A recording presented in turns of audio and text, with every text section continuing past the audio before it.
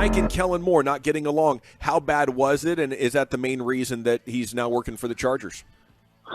Yeah, I think, Brian, that it's just had sort of run its course, and I think from the start, there's a little bit of an awkwardness to it, and that, they're both play callers by trade, both offensive coordinators by trade, like both came up having run their own offenses. And, I think for a time they made it work. And, I think some of the issues that they had with the offense this year, added to some of the opportunity that was going to be out there for Kellen, led them down this road, and so the way I look at it, like the fact that they had the 3 years together, I think is, a good indication of how they were able to make something work that maybe was going to be awkward from the start.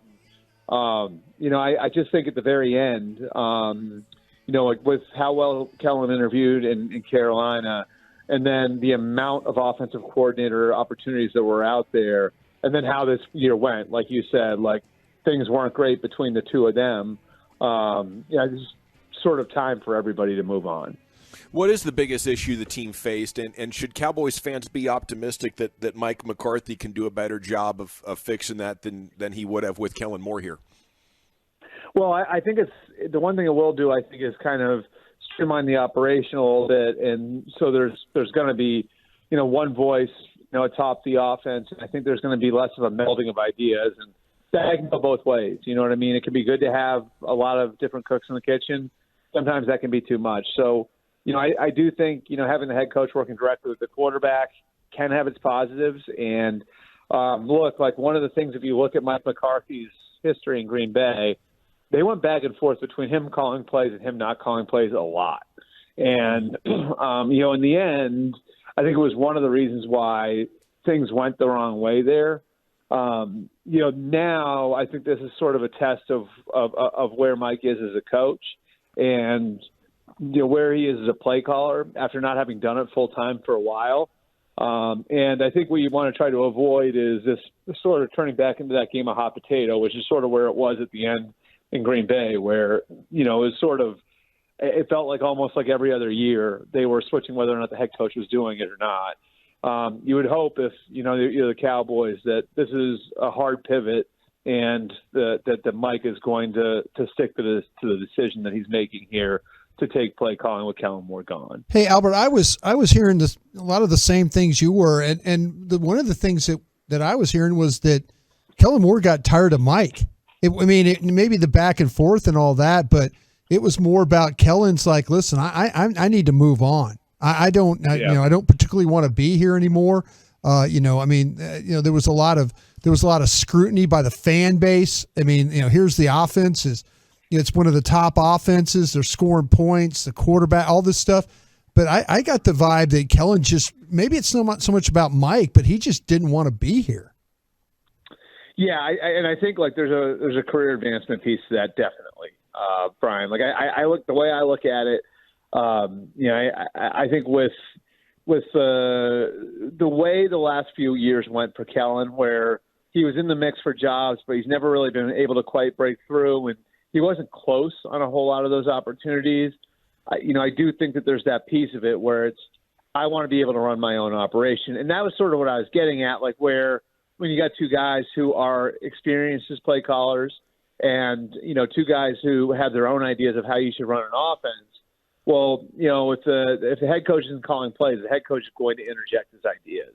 And I think, look, like the Charger job to anybody, because Justin Herbert's there, because, you've got Rashawn Slater and Keenan Allen and Mike Williams, you get the whole group there. That job would be attractive to anyone. But for a guy who's a play caller, the fact that Brandon Staley's a defensive coach, I think that's a plus too. That usually means that you're going to have more autonomy over what you do on the ball, and maybe be closer to sort of the head coach of the offense than you would be if you had a head coach with offensive background, as was the case for Kellen here in Dallas. So, I think that's definitely a part of it, is the career advancement piece of it. I think for Kellen, there's a better chance of him making that leap, and especially after he came close with Carolina, going to a place where there's no gray area on who's running the show, and where if they have a really good year and Justin Herbert finally breaks through and becomes the player that I think everybody thinks he can be, there's going to be, another piece of career advancement there for him with, maybe the chance to become a head coach. It's Albert Breer with us here on 105.3 The Fan. So as you're hearing, is it a done deal pretty much that Mike McCarthy's going to call the plays, or as they continue to talk with other OC candidates, if he finds somebody that he likes, maybe he will give that to somebody else?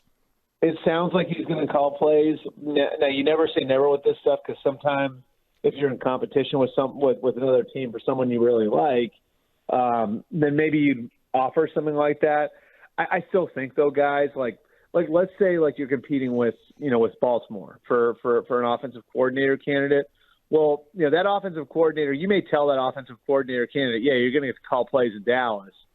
He's still going to look at that and say, well, there's a better chance that I'm going to be able to hold on to the play calling responsibility in Baltimore because John Harbaugh doesn't have the offensive background. So is it possible they offer that up? Maybe. I don't know how much of a difference it's going to make if you're in competition for certain candidates.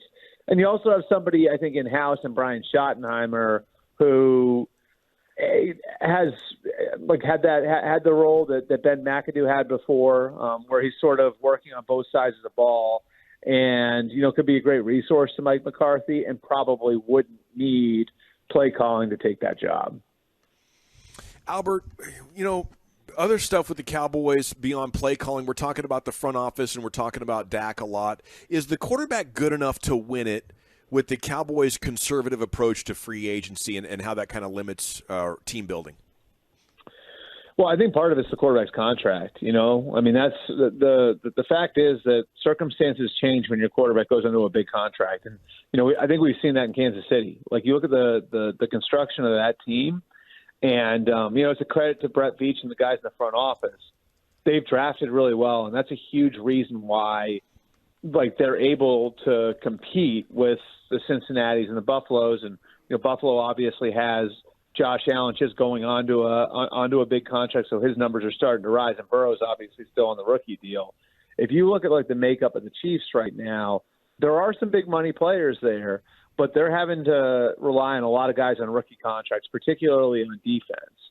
And I think that's sort of the reality of having a quarterback on that sort of contract, and it's where Dallas is now too, where the reality when you do a deal like that with your quarterback is you're going to wind up having to cheat in other places and having to find cheap labor in other places. And you do that through hitting on guys in the draft. And so I understand where people want them to be more aggressive in how they build a team. But I think Kansas City is a really good example of how they've had to make it work with different types of weapons on offense and guys like Marcus Valdez-Scantling and Juju Smith-Schuster who are there on, I would say, second-tier receiver contracts, and then rookies all over the place, and rookies and second-year and third-year guys all over the place. And so that's sort of where Dallas is right now with quarterback contracts, where it's going to be on Steven and Jerry and obviously Will McClay and his department to make up for their lack of flexibility financially by hitting on draft picks and getting cheap labor in key spots. Albert, by what we've learned from Mike, now calling the plays and stuff, or being involved in the play calling and stuff like that, has he put himself on the hot seat? Do you kind of see that, or do you always view the coach here with the Cowboys always on the hot seat? I mean, what's funny about that, Broadus, though, is we say that, and that's not really Jerry's history. Yeah. His history is not to have an itchy trigger finger. They stuck with Dave Campo for 3 years. They stuck with Wade Phillips for 4. Mm-hmm. Jason Garrett got 9. So I know everybody thinks that Jerry's this gunslinger who is going to get antsy and start firing people, but that's just not his history. So I do think there's a lot on the line for Mike McCarthy in 2023, and when you clean out your coaching staff the way that he did, you basically put it on yourself to fix it. Now it's really on Mike to fix it. And I think certainly the amount of players that they have that are either entering or in the prime of their careers, that puts pressure on Mike too to capitalize on the window that they're in right now. So I think like for Mike to avoid, this sort of discussion when we get to November to December, two things are going to happen. They're going to have to be back in contention again, and then I think Dak's going to have to play better than he did towards the end of the year last year. And I think both those things are attainable, but with the changes in the coaching staff that Mike made, there are some new challenges that I think he's going to have to overcome to get there. Albert, I was, as I watched these coaches, moved on, some run out of contracts and all, it seemed like to me, and I brought it up on the radio a bunch, that Jerry got some guys off Mike's staff and Mike got some guys off that Jerry really liked. Is there? Do you think there's a little bit of that? Am I reading into that too much? That it was almost Mike like got guys off of. Say it again. Well, okay, so like they move on from the George Edwards and Leon Lett, and and then all of a sudden like Mike's getting rid of Joe Philbin, and he's getting rid of it seemed to me there were guys that Mike Rob Davis, who has the title of assistant head coach and is really the caddy to Mike McCarthy. He's just a guy. He's not a coach. He's just a caddy is what he is. So, but it seemed like to me there was some bloodletting from Mike having to do some stuff, but then it's like Mike moved on from maybe some front office favors or front office favorites. Am I kind of making it really crazy right now? Yeah, I mean, I think there were definitely some moving parts at the end of the year, and I'm not sure I got all of that, Broadus, but there was a lot there.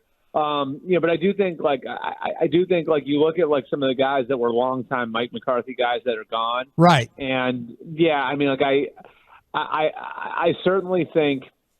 I mean, look, I had heard at the end of the year that Jerry really felt like the team for the time for the team was now, right. The group that they put together, and having Dan Quinn on the staff, and the feeling that might not last forever, that they had, that they were right in sort of their window of opportunity. And so, losing the way that they did, and it wasn't like the year before where, after the 2021 season, it was a train wreck in the playoffs. It wasn't like that. But I certainly think the way they played in the regular season the last couple of years puts a ton of pressure on everybody, because it's got the owner thinking that you're close. Again, you're paying your quarterback right now. You've got one of the best young defensive players in football. You've got, on offense, guys who are on their rookie deals, but nearing the end of their rookie deals, guys like CeeDee Lamb, who you're going to have to pay eventually. Tony Pollard's up now. Zeke Elliott's at the end. So you look at all of these different things, and I do think that I'd say there's pressure on everybody in the building, not just Mike, this year to deliver. And falling short of the NFC Championship game again, because I think that's sort of the bar now, because they haven't been there in so long, I think definitely created some of this movement. And I'd agree with you. It was definitely notable that you had all these Mike guys that are now off the staff. It certainly mirrors some of the things that happened at the very end in Green Bay as well. Yeah, Albert, with Sean Payton now being the head coach in Denver, Sean Payton's always a name that we bring up that's linked with the Cowboys. Is that something that's kind of overblown, or is there actually still mutual interest there if for whatever reason that marriage could come about? Wait, say again, sorry. Sean Payton with the Cowboys, in terms of that, with him now taking that Broncos job. Yeah. We talk about that all the time. Is that something that there's still actual mutual interest between both parties, or do we kind of overblow it?